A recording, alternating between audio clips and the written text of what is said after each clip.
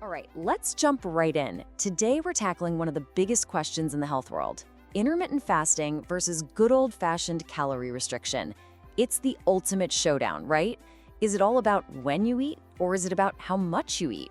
Which one is actually better for your health? Well, we're about to break it all down. So here's how we're gonna do this. First, we'll get to know our two main contenders. Then we'll see how they stack up in a few key rounds: metabolic health, the big one, weight loss, and the hidden hormonal stuff that's going on under the surface. After that, we'll hear some stories from real people before wrapping up with how you can figure out which one might be the champion for you. First things first, let's make sure we're all on the same page about what these two strategies actually are. They really come down to two totally different ways of thinking. One's all about timing, and the other is all about the amount. Time versus quantity. So in this corner, we've got intermittent fasting, or IF. Now, this isn't really a diet in the way we usually think of them. It's an eating schedule. The whole game here is timing. The most common version you've probably heard of is the 16-8 split. That means you fast for 16 hours and fit all your eating into an 8-hour window. And in the other corner, we have continuous caloric restriction, or CCR. This is the approach that's been around forever. The idea is super simple. You consistently eat fewer calories than you burn.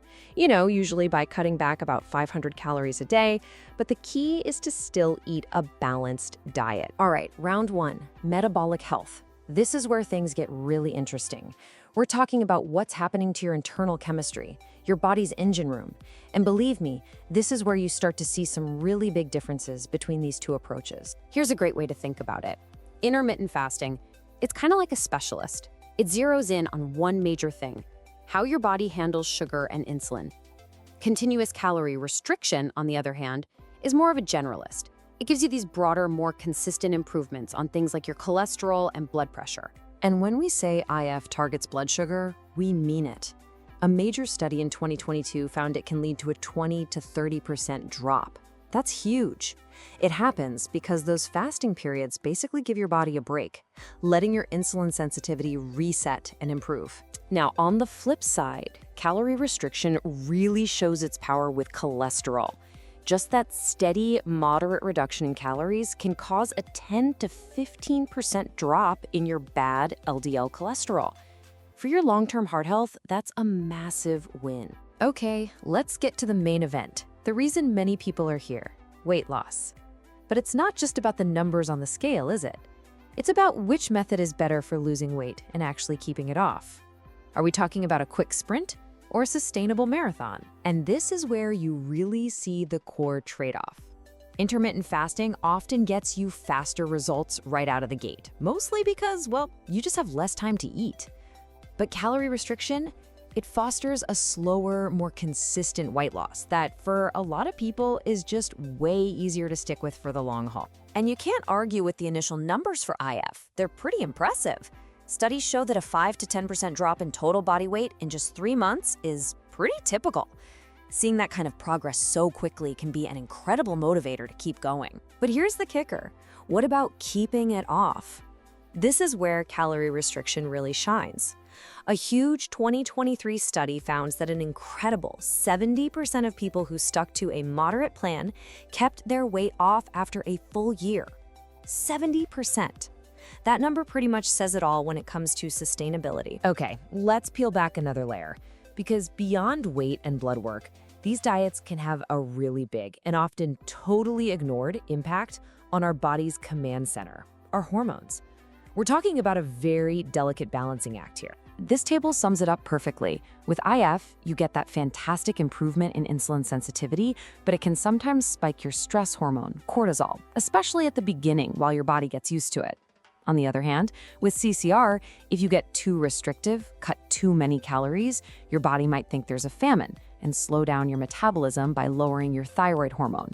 It's a real balancing act. So the science and the data are one thing, but what's it actually like to live this stuff day in and day out? Let's check out some stories from the real world, because at the end of the day, the best diet is the one that you can actually live with without going crazy. You take someone like Sarah, who's 30. For her, the simple rules of intermittent fasting were a total game changer. It didn't feel restrictive, it felt empowering. And the results speak for themselves. 8 kilos gone in 3 months. Plus, she felt more energetic. That's a huge win. But then you have someone like Lila. For her, it was the exact opposite. Those fasting periods were just brutal. She was hungry, she couldn't focus at work, it just didn't fit her life. It's a perfect example of how one size definitely does not fit all. Now, let's switch over to the calorie restriction camp. Muhammad's story is a perfect illustration of its biggest strength, sustainability. For him, it wasn't some crash diet. It was a slow, steady change that just became his new normal, his lifestyle. And because of that, he kept his results for years. But there's always a but, right? For someone like Noor, the constant tracking, the weighing, the logging, the math, it was just a soul-crushing chore. It made her feel deprived and just took the joy out of eating. That mental fatigue is a real thing. So, where does that leave us? After all the pros and cons, how in the world do you pick your champion? Well, the big secret is you don't. You don't just pick a diet off a list. You build a strategy that's tailored specifically to you and your life. And creating that personal strategy means looking at 3 main things. First, your age and sex are huge. Hormones play a massive role, especially for women. Second, your lifestyle. If you're already running around with high stress levels, maybe the steady rhythm of CCR is a safer bet. And third, and this is the most important, your current health. If you have any pre-existing conditions, this is a decision you absolutely need to make with a professional. So if you're thinking of trying one of these, how do you start smart? Number 1, and I can't say this enough, talk to a doctor or a nutritionist. If you go the CCR route, an app can make the tracking way less painful. And if you're curious about IF, don't jump straight into 16 hours. Start with a gentler 12 or 14-hour fast. But the golden rule above everything else is to listen to your body. It will tell you what's working. And that really brings us to the final and maybe most important question. Maybe this whole showdown was never about finding one winner. Maybe the future of health isn't about finding that one-size-fits-all magic diet, but about using all this knowledge to design the blueprint that's perfectly, uniquely you. Thanks for tuning in.